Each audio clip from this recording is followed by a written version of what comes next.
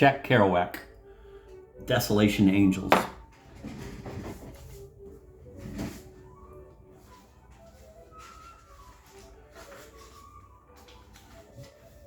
Book 1, Part 1, Desolation and Solitude. Those afternoons, those lazy afternoons when I used to sit or lie down on Desolation Peak, sometimes on the alpine grass, hundreds of miles of snow-covered rock all around, looming Mount Hozomeen on my north, vast snowy Jack to the south, the encharmed picture of the lake below to the west, and the snowy hump of Mount Baker beyond. And to the east, the rilled and ridged monstrosities humping to the Cascade Ridge. And after that first time, suddenly realizing, quote, it's me that's changed and done all this, and come and gone and complained and hurt and joyed and yelled, not the void. And so that every time I thought of the void, I'd be looking at Mount Hozomeen, because chair and bed and meadow grass faced north, until I realized Hozomeen is the void. At least Hozomeen means the void to my eyes. Stark naked rock, pinnacles 1,000 feet high protruding from hunch muscles, another 1,000 feet high protruding from immense timbered shoulders, and the green, pointy fur snake of my own starvation ridge wriggling to its awful vaulty blue smoke-bodied rock, and the clouds of hope, lazing in Canada beyond their tittle faces and parallel lumps, and sneers and grins and lammy blanks and puffs of snout and mews of crack saying, hoy, hoil earth.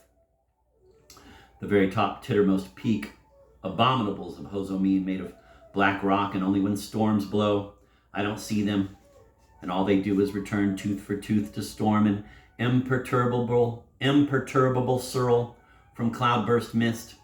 Hozomeen that does not crack like cabin rigging in the winds, that when seen from upside down, when I do my headstand in the yard, it's just a hanging bubble in the illimitable ocean of space. Hozomeen, Hozomeen. Most beautiful mountain I ever seen, like a tiger sometimes with stripes, sun-washed rills and shadow crags, wriggling lines in the bright daylight, vertical furrows and bumps and boo, crevices. Boom, sheer magnificent, prudential mountain. Nobody's even heard of it, and it's only 8,000 feet high. But what a horror when I first saw that void the first night of my staying on Desolation Peak, waking up from deep fogs of 20 hours to a starlit night, suddenly loomed by Hozomeen with his two sharp points, right in my window black, the void. Every time I'd think of the void, I'd see to Hozomeen and understand. Over 70 days I had to stare at it. Yes, for I'd thought in June, hitchhiking up there to Skagit Valley in northwest Washington for my fire lookout job, when I get to the top of Desolation Peak and everybody leaves on mules and I'm alone, I will come face to face with God or Tathagata and find out once and for all what is the meaning of all this existence and suffering and going to and fro in vain. But instead, I'd come face to face with myself. No liquor, no drugs, no chance of faking it, but face to face with all hateful deluos. Me, and many's the time I thought I'd die. It's the spire of boredom. Or jump off the mountain. But the days, nay the hours dragged, and I had no guts for such a leap. I had to wait and get to see the face of reality. And it finally comes that afternoon of August 8th as I'm pacing in the high alpine yard on the little well-worn path I'd beaten in dust and rain on many a night with my oil lamp banked low inside the cabin with the four-way windows and peaked pagoda roof and lightning rod point. It finally comes to me after even tears and gnashing and the killing of a mouse and attempted murder of another. Something I'd never done in my life, killing animals, even rodents. It comes in these words. The void is not disturbed by any kind of ups or downs. My God, look at Hozomeen. Is he worried or tearful? Does he bend before storms or snarl when the sun shines or sigh in the late day drowse? Does he smile? Was he not born out of mad-brained turmoils and upheavals of raining fire, and now's Hozomeen and nothing else? Why should I choose to be bitter or sweet? He does neither. Why can't I be like Hozomeen and oh platitude, oh hoary old platitude of the bourgeois mind, take life as it comes? 'Twas that alcoholic biographer, W.E. Woodward, said, there's nothing to life but just the living of it. But oh God, I'm bored. But is Hozomeen bored? And I'm sick of words and explanations. Is Hozomeen? Aurora borealis over Hozomeen, the void is stiller. Even hosamine will crack and fall apart. Nothing lasts. It is only a faring in, that which everything is, passing through. That's what's going on. Why ask questions or tear hair or weep? The burble blear, purple leer on his moor of woes. He is only a gnashy old flap, with winged whiskers beminded by a fool. To be and not to be, that's what we are. Does the void take any part in life and death? Does it have funerals or birth cakes? Why not I be like the void, inexhaustibly fertile, beyond serenity, beyond even gladness, just old Jack and not even that, and conduct my life from this moment on, though winds blow through my windpipe. This ungraspable image in a crystal ball is not the void is the crystal ball itself, and all my woes, the Lankavatara scripture hairnet of fools. Look, sir, is a marvelous, sad hairnet.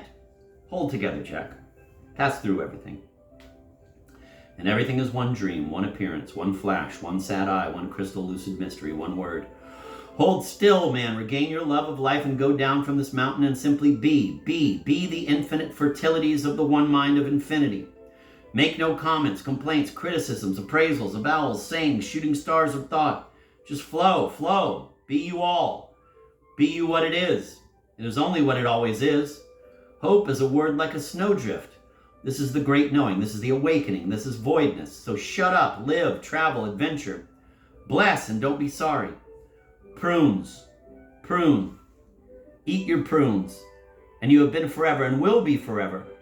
And all the worrisome smashings of your foot on innocent cupboard doors, it was only the void. Pretending to be a man, pretending not to know the void. I come back into the house a new man. All I have to do is wait 30 long days to get down from the rock and see sweet life again, knowing it's neither sweet nor bitter, but just what it is, and so it is. So long afternoons I sit in my easy canvas chair facing void hosomine.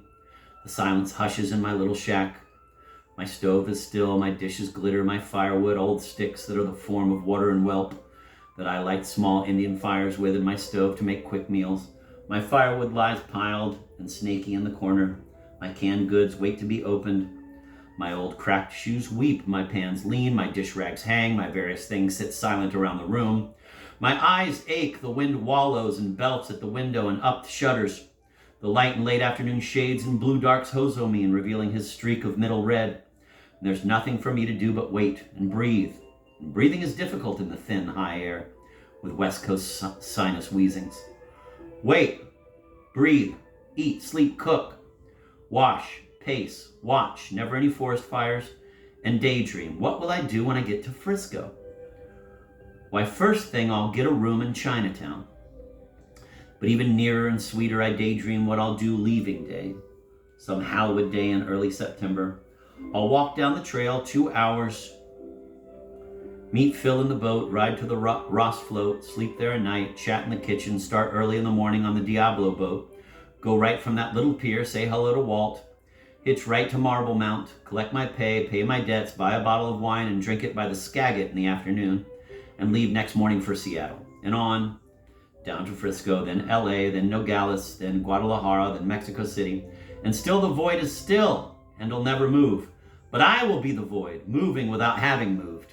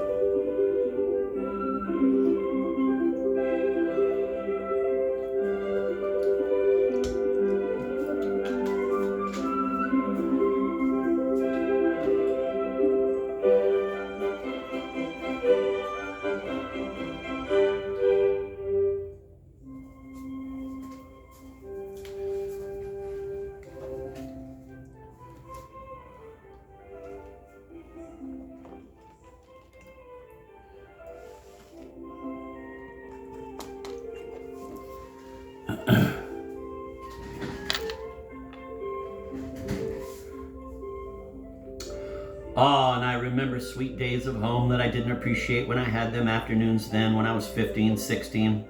It meant Ritz Brothers crackers and peanut butter and milk at the old round kitchen table and my chess problems or self-invented baseball games. As the orange sun of Lowell Octobered slant through the porch and kitchen curtains and make a lazy dusty shaft, and in it my cat'd be licking his forepaw, lap with tiger tongue and Q-tooth, all undergone and dust betided. Lord. So now in my dirty torn clothes I'm a bum in the high Cascades, and all I've got for a kitchen is this crazy battered stove with cracked stovepipe rust, stuffed, yea, at the ceiling with old burlap to keep the rats of night out. Days long ago when I could have simply walked up and kissed either my mother or my father and say, I like you because someday I'll be an old bum in desolation and I'll be alone and sad.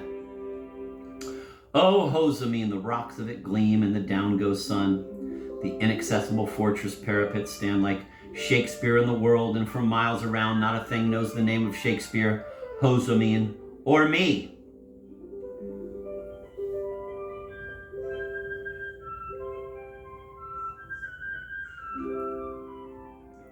Late afternoon long ago, and even recently in North Carolina, when to recall childhood, I did eat Ritz and peanut butter and milk at 4. And played the baseball game at my desk, and it was schoolboys in scuffed shoes coming home just like me, hungry, and I'd make them special Jack banana splits only a measly 6 months ago. But here on Desolation the wind whirls, desolate of song, shaking rafters of the earth, progenitating night, giant bat shadows of cloud hover on the mountain. Soon dark, soon my day's dishes done, meal eaten, waiting for September, waiting for the descent to the world again. Meanwhile, the sunsets are mad orange fools raging in the gloom, whilst far in the south, in the direction of my intended loving arms of senoritas, snow-pink piles wait at the foot of the world in general silver ray cities. The lake is a hard pan, gray, blue, waiting at the mist bottoms for when I ride her in Phil's boat. Jack Mountain as always receives his meed of little cloud at highbrow base, his 1,000 football fields of snow all raveled in pink. That one unimaginable, abominable snowman still squatted petrified on the ridge, golden horn far off as yet golden in a gray southeast. Sourdough's monster hump overlooks the lake. Surly clouds blacken to make fire rims at that forge where the night's being hammered. Crazed mountains march to the sunset like drunken cavaliers in Messina when Ursula was fair. I would swear that Hosami would move if we could induce him, but he spends the night with me, and soon when stars rain down the snowfields, he'll be in the pink of pride, all black and yaw-why to the north where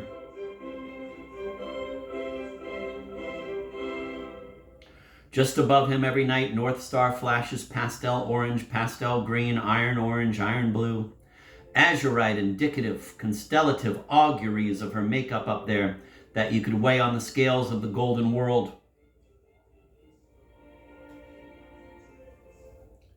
The wind. The wind. And there's my poor, endeavoring human desk at which I sit so often during the day facing south. The papers and pencils and the coffee cup with sprigs of alpine fir and a weird orchid of the heights, wiltable in one day. My beechnut gum, my tobacco pouch, dusts, pitiful pulp magazines I have to read. View south to all those snowy majesties. The waiting is long. On Starvation Ridge, little sticks are trying to grow.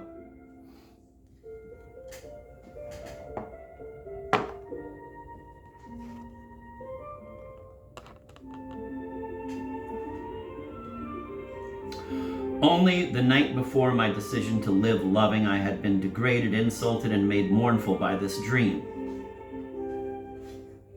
Quote, "And get a good tenderloin steak," says Ma, handing Denny Blue the money. She's sending us to the store to get a good supper. Also, she's suddenly decided to put all her confidence in Denny these later years, now that I've become such a vague, ephemeral, undeciding being who curses the gods in his bed sleep and wanders around bareheaded and stupid in the gray darkness. It's in the kitchen, it's all agreed. I don't say anything. We go off in the front bedroom by the stairs, Pa's dying. is at his deathbed and practically dead already. It's in spite of that Ma wants a good steak, wants to plank her last human hope on Denny, on some kind of decisive solidarity. Pa is thin, pale, his bed sheets white. It seems to me he's dead already.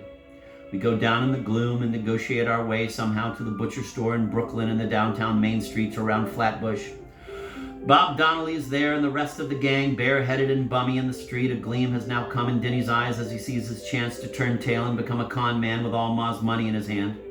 In the store, he orders the meat, but I see him pulling shortchange tricks and stuffing money in his pocket, making some kind of arrangement to renege on her agreement, her last agreement. She had pinned her hopes on him. I was of no more avail. Somehow we wander from there and don't go back to Ma's house and wind up in the river army, which is dispatched, after watching a speedboat race, to swim downstream in the cold, swirling, dangerous waters. The speedboat, if it had been a long one, could have dived right under the flotilled crowd and come up the other side and completed its time, but because of faulty short design, the racer, Mr. Darling, complains that that was the reason his boat just ducked under the crowd and got stuck there and couldn't go on. Big official floats took note.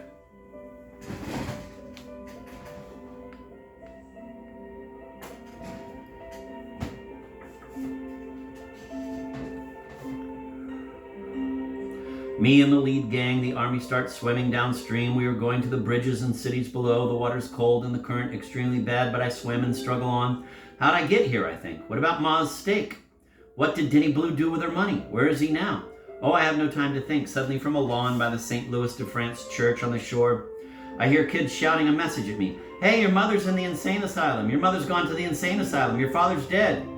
And I realize what's happened, and still swimming and in the army, I'm stuck struggling in the cold water, and all I can do is grieve in the necessitous horror of the morning. Bitterly, I hate myself bitterly. It's too late, yet while I feel better, I still feel ephemeral and unreal and unable to straighten my thoughts or even really grieve. And in fact, I feel too stupid to be really bitter. In short, I don't know what I'm doing, and I'm being told what to do by the army, and Denny Blue has played a wood on me too at last, to get his sweet revenge, but mostly it's just that he's decided to become an out-and-out crook, and this was his chance. And even though the saffron freezing message may come from the sunny ice caps of this world, oh, haunted fools we are, I add an appendage to a long, loving letter I'd been writing to my mother for weeks. Don't despair, Ma. I'll take care of you whenever you need me. Just yell. I'm right there, swimming the river of hardships, but I know how to swim. Don't ever think for 1 minute that you are left alone. She is 3,000 miles away, living in bondage to ill kin. Desolation, desolation. How shall I ever repay thee?